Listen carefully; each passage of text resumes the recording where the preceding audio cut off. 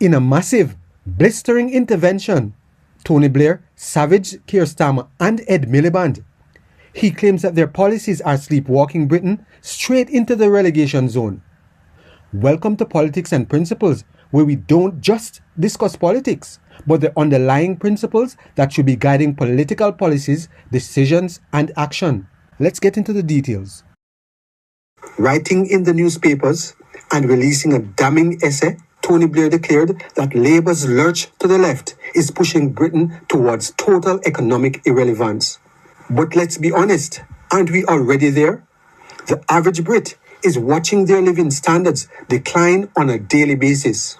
High taxes, massive state spending, and red tape are crushing the economy. Blair pointed out something millions of voters have been feeling. Labour has no worked out coherent plan to actually transform the country. Instead of doing the hard work to grow the economy, the leadership has retreated into a socialist comfort zone.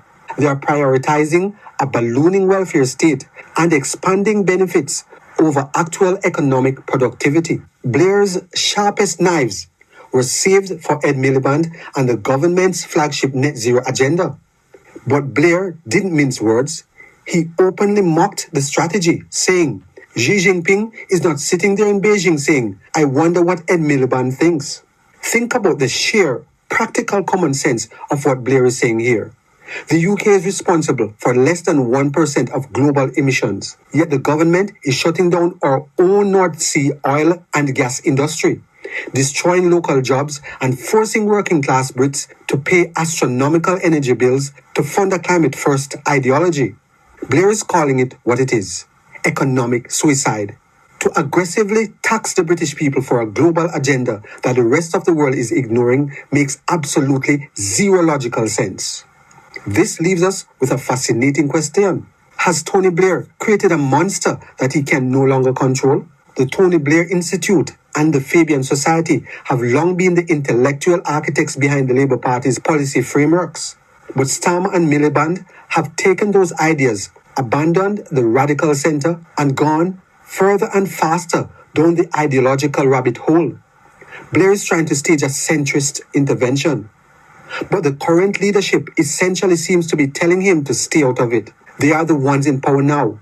If they want to double down on failing policies, they believe it is their right to do so, even if it means running the British economy into the ground. Blair intervention proves one vital truth.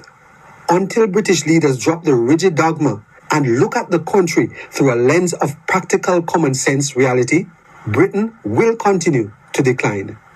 Great leaders manage by results. Weak ones hide behind failed ideology. What do you think? Is Tony Blair right to call out Starmer's net zero agenda? Or has the Labour leadership completely lost touch with the British people? Drop your thoughts in the comments below.